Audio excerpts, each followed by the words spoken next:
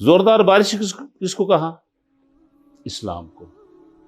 اسلام باران رحمت ہے، انسانیت کے لیے رحمت کا نظام ہے یہ، بشرطے کہ یہ نظام کے طور پر ہم لیں۔ ہم نے تو اس کو مذہب بنا لیا ہوا نا، نماز روزہ حج زکوٰۃ ذکر اذکار حج عمرہ، بس اس کے علاوہ ہمیں کچھ نہیں۔ یہ اسلام کا 10% ہے صرف، 90% سے ہم فارغ ہیں۔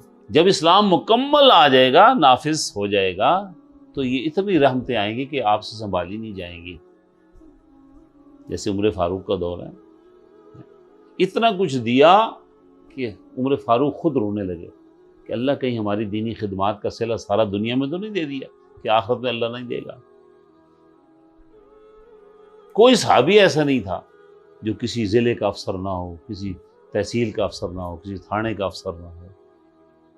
سب سے غریب صحابی ابو ہریرہ تھے، 3 دن تک کہتے ہیں میں اللہ کے نبی کے دروازے پر بھوکا پڑا رہتا تھا۔ وہاں بھی واقعی تھے۔ پھر یہ بحرین کے گورنر بنے، 2 بار گورنر بنے، تو اللہ کی رحمتیں ہی اس کے اندر ہیں۔ لیکن جب اسلام کو آپ نے کھڑا کرنا ہے، جس کو ہم اقامت دین کہتے ہیں، اب ہمارے یہ لفظ لوگوں کو سمجھ ہی نہیں آتا، حالانکہ قرآن نے کہا ہے اقیم الصلاۃ کا معنی ہمیں معلوم ہے، لیکن اقیم الدین کا معنی نہیں آتا۔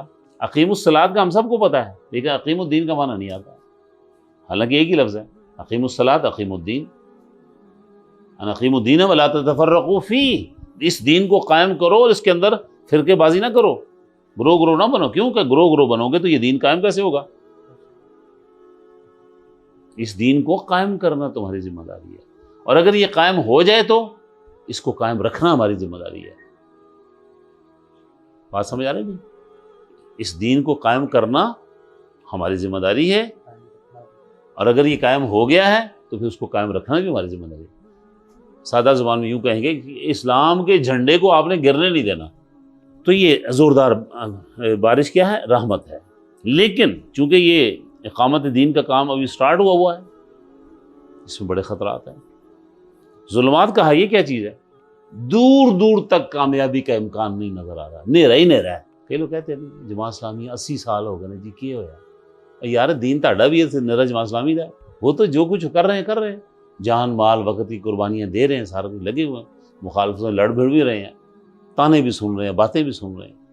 ہم کہاں ہیں؟ تو اندھیرے ہیں۔ پتہ کیا کہتے ہیں؟ کامیابی تے ہے تے کوئی نہیں، ہن کے کریے۔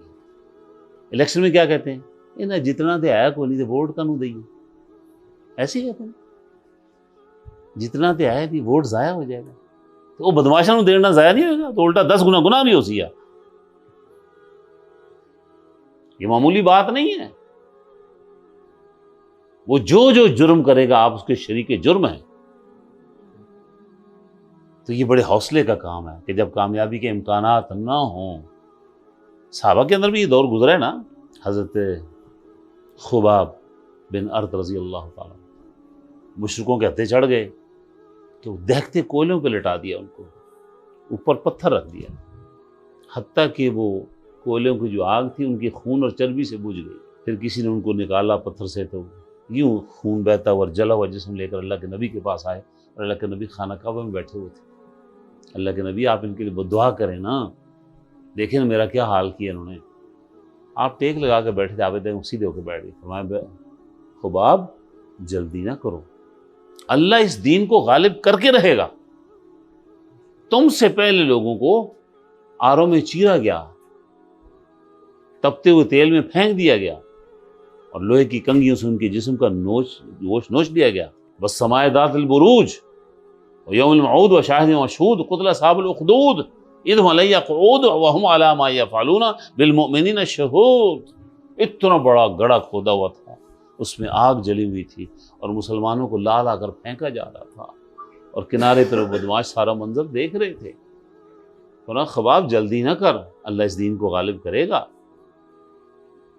کہ ایک وقت آئے گا کہ ایک عورت تنہا حضر موت سے چلے گی اور خانہ کعبہ تک آئے گی، حج عمرہ کر کے جائے گی، اس کو اللہ کے سوا کسی کا خوف نہیں ہوگا۔ پھر مدینے میں آئے تو پھر بھی کامیابی کا امکان نہیں تھا، یعنی شروع کے 5 سال تو اتنی مصیبتیں تھیں مسلمانوں پر، آپ اندازہ نہیں کر سکتے۔ چھوٹی سی ریاست بنی تھی، اوپر سے 250-300 بندہ مہاجرین کا آ گیا، ان کا کاروبار بھی کوئی نہیں، کھانے کو کوئی نہیں، اتنی مالی تنگی تھی کہ آپ اندازہ نہیں کر سکتے۔ وہ جو انفاق کی جتنی آیات آئی ہیں سارے وہاں پر لگی ہوئی ہیں۔ کبھی ہم نے اپنے انفاق پہ غور کیا؟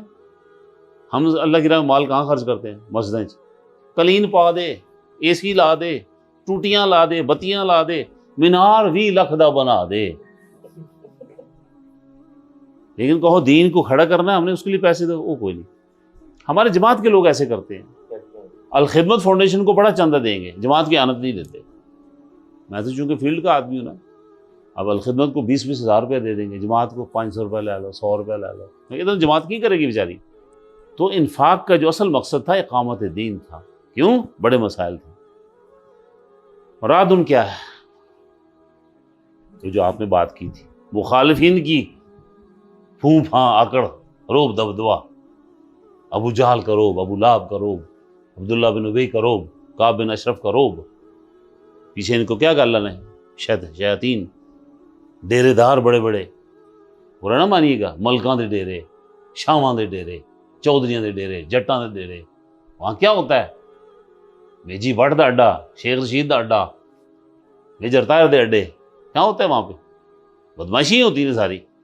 چلو فلاں کے کھیت کو آگ لگا دو، فلانی کی لڑکی اٹھا لو، فلانا بندہ مار کے وہ گھر سٹ دو لاش۔ یہ مخالفین کی گھن گرج ہوتی ہے۔ برق، یہ کیا چیز؟ مخالفین کے پاس جو مال و متاع ہے اس کی چمک بڑی متاثر کرتی ہے، حتیٰ کہ موسیٰ علیہ السلام کی دعا کرنی پڑی، ہے اللہ آپ نے فرعون اس کے سرداروں کو بڑا مال دیا ہوا ہے جس کی وجہ سے لوگ ہمارے گمراہ ہو رہے ہیں، اللہ تو ان کے مال کو برباد کر دے۔ اور موسیٰ علیہ السلام کی دعا پھر رد نہیں ہوئی، قارون کو ساری دولت سمیت اللہ نے زمین میں دفن مارا۔ تو یہ وہ چیزیں، خطرات ہیں سارے کے سارے۔